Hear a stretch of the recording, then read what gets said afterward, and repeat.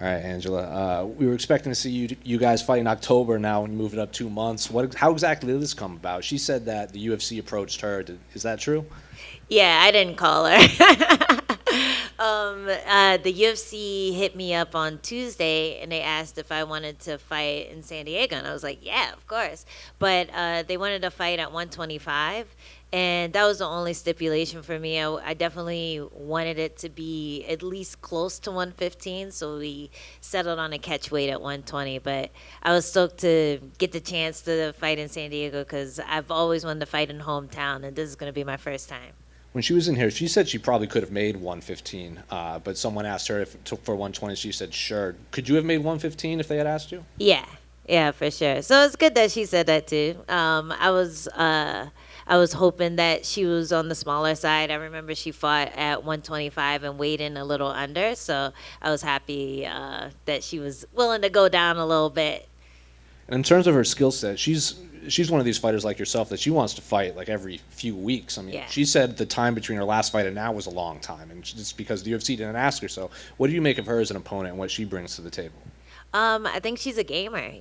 She's a gamer just like me. She's not hung up on her record, and she's not intimidated by anyone, and that's really cool. Like that's how I am. That's how I've been since I got into the UFC. Every time I fight a big name, I'm like, all right, this is it. Gonna knock her out, and then they're gonna ask me to fight for the title yet. And unfortunately, it hasn't happened yet.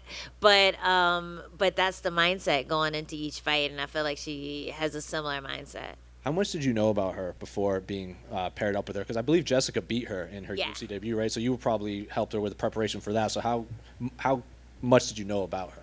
I watched a couple of her fights outside of the LF or outside of the UFC before she fought Jess.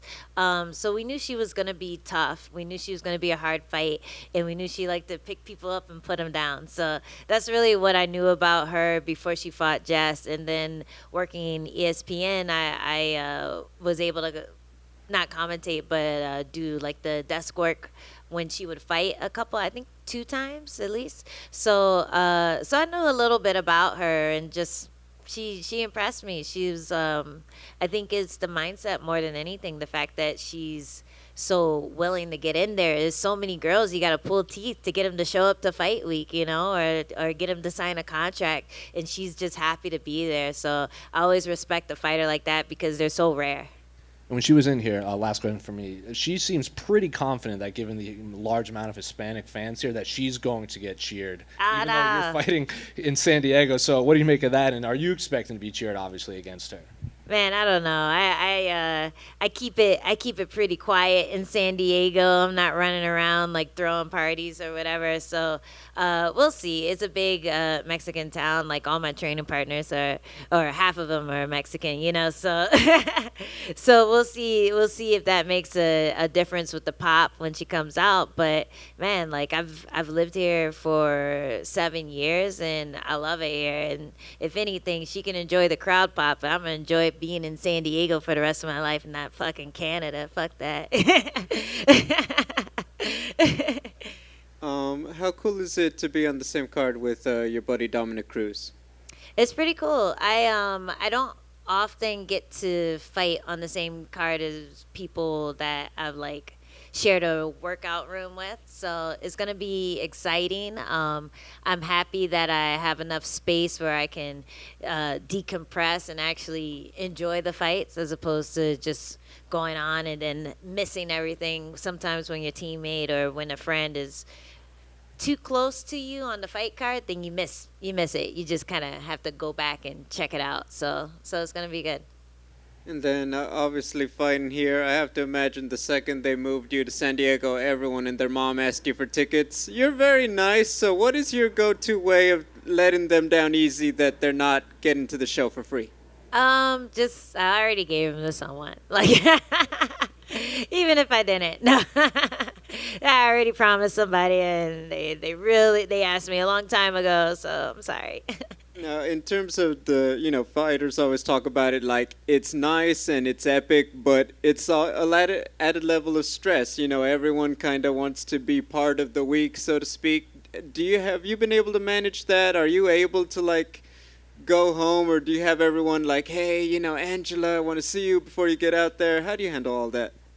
It hasn't been too bad. I think if I were to fight in like DC or New York, maybe that would be more of an issue. But everyone that I know out here already had tickets. And most of those guys, like, I moved out here to further my MMA career. So most of my friends are within that circle that understand what it's like to compete. They understand like how stressful it is. So everyone's been able to give me my space. Thank you. Hey, Angie, right here. What do you expect from the fight with Loopy? You guys are both on a string of decisions. Should we expect a technical matchup between the two of you, or are you ready to throw down in front of your We're hometown? throwing down, man. We're throwing down. I know she's aggressive, and she seems to have one pace. She just goes. And like when I fight people like that, that's when I get in the zone. That's when I get into that flow state. When people lull too much, when they try to fake me out like they're not going to do anything, and then they do something real fast, then it kind of takes me off of my game. So I think we're going to be throwing down the whole fight. And the last thing I want to ask, you mentioned earlier not getting hung up on records. So, being on a 3-fight losing streak right now, I'm just curious, what is your main purpose for fighting at this stage of your career? I don't know, man. Like it's 3-fight lose streak, but it's the first time in my career that's happened, and it's also there's a lot of asterisks by some of those losses that I've had recently. Like I still see myself as 4-2 right now, in my last 6 fights, and I think if anything, getting definitive wins proves my case. So that's really what I'm trying to do is prove my case, get more definitive wins, get finishes, and we'll see what happens after that. I'm not like gonna sit here and call out the champ, but I'm definitely not losing faith in my abilities and losing faith in the fact that I know more than most of the girls on the roster right now when it comes to skill. I have more experience than most of them, so that's got to count for something. And I'm looking up to the old dudes that have done it before me. I still have aspirations to be the best. It's just taking each thing one fight at a time. Thank you, Angie. Appreciate it. And just one, we've seen fighters that have had good luck when they fight where they live and where they have their home crowd, and others that maybe like a Derek Lewis that's like, I don't want to fight in Houston. How do you temper that with the excitement to want to go in there and perform for around your friends and family, and how do you stay calm and not let the moment overtake you? This is my first time fighting in front of home crowd, so I'll let you know afterwards how I handle that. But my fight career started in New York, and I was fighting Muay Thai, and it was always in front of my friends, my teammates. Everyone was there rooting for me when I would fight in New York. And I don't know. I think coming up that way, it didn't bother me. So I feel like that's going to be the same in San Diego. I don't think it's going to bother me. I think it's going to, if anything, feel more at home. I perform better when people are watching. I run faster when some guy down the street is watching me run, I think it boosts me as opposed to hinders me.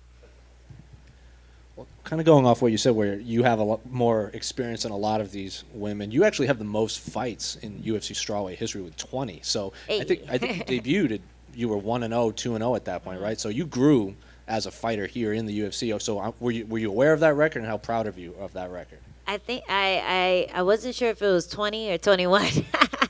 But I guess it'll be 21 on Saturday. I'm really proud of that.